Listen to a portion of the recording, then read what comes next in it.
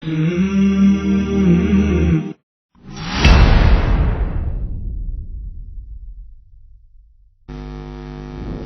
کی پیدائش کا دن منانا یہ شریعت میں مستحب ہے، جائز ہے، حرام ہے.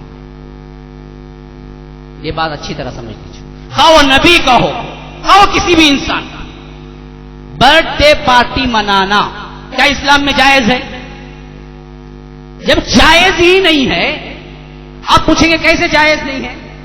کیسے جائز نہیں ہے؟ اس کے لیے سب سے پہلے حدیث سن لیجئے اور آیتیں سن لیجئے. یا ایھا الذین آمنوا لا تتخذوا اليهود والنصارى اولیاء بعضهم اولیاء بعض ومن يتولهم منکم فانه منهم. یا ایھا الذین آمنوا لا تتخذوا الکافرین اولیاء من دون المؤمنین.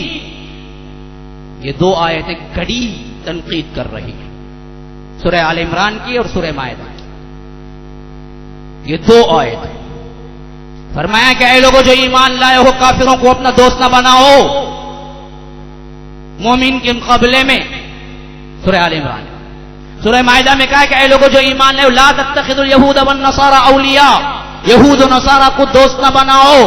بعضهم اولیاء بعض، یہ ایک دوسرے کے دوست ہیں، تمہارے کبھی نہیں ہو سکتے. ومن يتولهم منکم فانه منهم، جو کوئی ان کی طرف پھرے گا انہی میں سے شمار ہوگا، یہودی یا نصرانی. اب میلاد برتھ ڈے منانا نصرانیوں کا شیوا ہے یا مسلمانوں کا شیوا تھا؟ بتائیے نا. جب اللہ کے رسول آئے تھے اس دور سے لے کر آج تک پیدائش کا دن منانے کا تصور عیسائیوں کے پاس تھا، وہ مناتے تھے.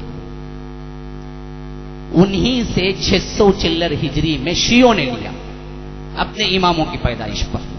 پھر بدبختوں نے اس کو سنیوں میں رائج کرنے کے لیے اپنے امام تو نہیں چلیں گے اس وجہ سے اللہ کے رسول کی طرف نسبت دے دی، اور وہ بھی ایک طرح کی دشمنی نکالنے کے لیے، کیونکہ 12 میں وفات ثابت ہے، 12 میں پیدائش ثابت نہیں ہے. یہ گویا کہ ایک بغض نکالنے کے لیے یہودیوں نے مسلمانوں کا بھیس ڈال کے، یہودی شیعہ بہت حد تک ملے ہوئے، تو انہوں نے یہ کام کیا. یہ آگے 500 ہجری تک سوال ہی نہیں پیدا ہوتا تھا کسی کی پیدائش، نہ ابو بکر کی پیدائش، نہ عمر کی، نہ عثمان کی، نہ علی کی، کسی کی پیدائش کسی کے پاس بھی نہیں ہے، کوئی بھی نہیں مناتا. پیدائش کا دن منانا نصرانی فعل ہے، اور اللہ کے رسول نے فرمایا کہ من تشبہ بقوم فہو منہم، جو کوئی کسی قوم کا شعار اختیار کرے گا، طریقہ اختیار کرے گا، وہ انہی میں سے ہوگا. پہلی چیز یہ سمجھ لیجئے منانا کیوں جائز نہیں ہے. محبت پہ منا سکتے ہیں، فلاں ہے فلاں ہے. ان سب سے پہلے کیا کسی بھی انسان کا برتھ ڈے منانا شریعتاً جائز ہے یا نہیں ہے؟ اس پر ٹھنڈے دل سے آپ تحقیق کر لیں. تو یہ علماء متفق ہیں، جو مناتے ہیں ان کے علماء بھی متفق ہیں برتھ ڈے منانا اسلام میں جائز نہیں. تب برتھ ڈے منانا جائز ہی نہیں ہے تو پھر نبی کا برتھ ڈے بنانا تو اولا جائز نہیں ہے.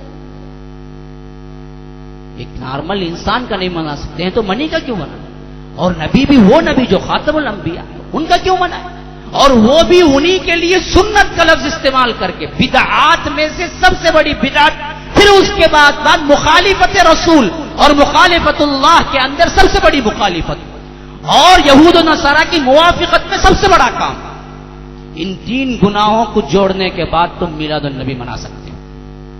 کیا کوئی بندہ رسول کے لیے یہ چاہتا ہے کہ بدعت بھی منسوب وہ کرے جو اللہ کے رسول نے صرف بدعت نہیں کہا کہ وہ انہی کے قوم میں سے ہو جائے؟ کل منانے والے سامنے آ کے خوشی سے اظہار کریں اللہ کے رسول ہم نے زندگی بھر آپ کا میلاد منایا، اور اللہ کے رسول کریں بدبختوں تم نے عیسائی طریقہ اختیار کر لیا، جاؤ میرے سامنے سے.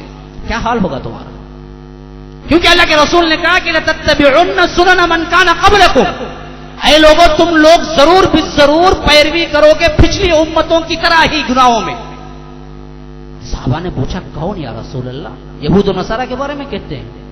تو اللہ کے رسول نے پوچھا پھر اور کون ہے؟ تو اللہ کے رسول نے پہلے ہی بتا دیا، شبرن بشبرن ذراعن بذراعن. جس طرح جان ایک جان دوسرے جان سے برابر ہوتی ہے، اسی طرح تم پیروی کرو گے. ایک چپل دوسرے چپل کے برابر ہوتی ہے، اسی طرح تم ان کی اتباع کرو گے گناہوں میں. آج وہی کر رہی ہے امت یہ برتھ ڈے کے نام، یہ میلاد کے نام. یہ نہ ہمارا شعار ہے، یہ نہ سنت سے ثابت ہے، نہ یہ ہمارا کلچر ہے، نہ یہ ہماری معاشرت ہے.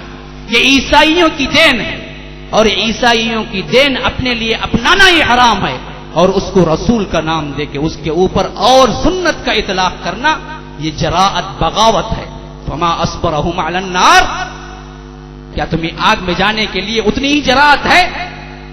اللہ پوچھتا ہے. تو یاد رکھیے یہ چیز ہم جو روکتے ہیں نبی کی مخالفت یا محبت نہیں، ہم صرف نبی کی سنت کی حفاظت اور ان کی الفت کی وجہ سے سمجھاتے ہیں کہ یہ چیز نبی کو خوش کرنے والی ہوتی تو نبی کے صحابہ پہلے کرتے. اگر نبی کو خوش کرنے والی نہ ہے تو خامخواہ تم اپنے طور پہ سوچ کے کر کے کیوں اپنی نیکیوں کو، اپنے پیسے کو ضائع کرتے ہو، اور کیوں اپنے بدعات میں پڑتے ہو اور اللہ اور اس کے رسول کی مخالفت میں رہتے ہو. ہمیں کوئی پرخاش نہیں ہے، کوئی دشمنی نہیں ہے، کسی گروہ کی طرف سے بات نہیں ہے. ٹھنڈے دل سے جائزہ لیں، احادیث کا بھی، قرآن کا بھی، جو بات آپ کو سمجھ آئے. اللہ توفیق دے ہم سب مسلمانوں کو کہ کتاب و سنت پہ چلیں، اور اللہ کے رسول سے جو محبت ہے اس کے جائز جو ذرائع ہیں اس کو اپنانے کی اللہ تبارک و تعالی ہمیں توفیق دے. هذا وبالله التوفیق، وصلی اللہ وسلم علی نبینا محمد. اسأل اللہ لی ولکم ولسائر المسلمین من كل ذنب فاستغفروه انه هو الغفور الرحیم.